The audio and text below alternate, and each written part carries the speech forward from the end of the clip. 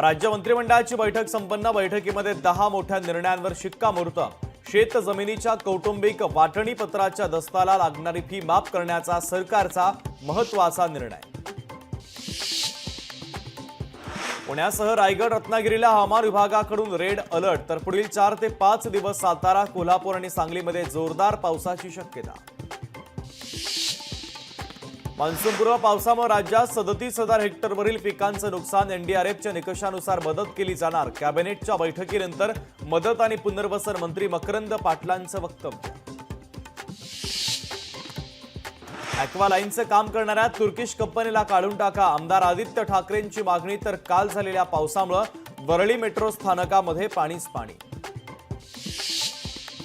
दिशा सालियन प्रकरणामध्ये दिनो मोरियाचाही हात। नारायण राणेंचा हल्लाबोल। तर दिनो मोरिया ही मातोश्रीची सून।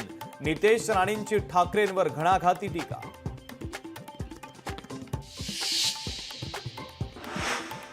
सह्याद्री अतिथीगृहामध्ये उद्या दुपारी 12 वाजता बैठक। आषाढी वारीच्या पूर्वतयारीचा देवेंद्र फडणवीस घेणार आढावा।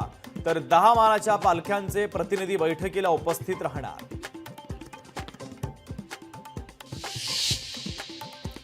आयकर रिटर्न भरणाऱ्यांना मोठा दिलासा। रिटर्न भरण्याची अंतिम तारीख 1.5 महिन्यांनी वाढवली। 15 सप्टेंबरपर्यंत आयकर रिटर्न भरता येणार।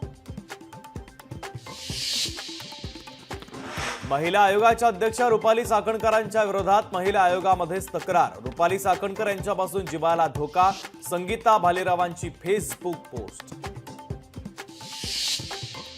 वैष्णवीच्या लग्नातील खर्चाचे तपशील समोर। लग्नात 1 दिवसाला तब्बल 1.5 कोटींचा खर्च।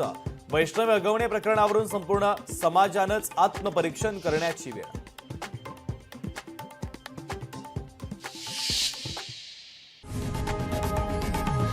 लोकशाही मराठी ऐका, पहा, जागरूक रहा।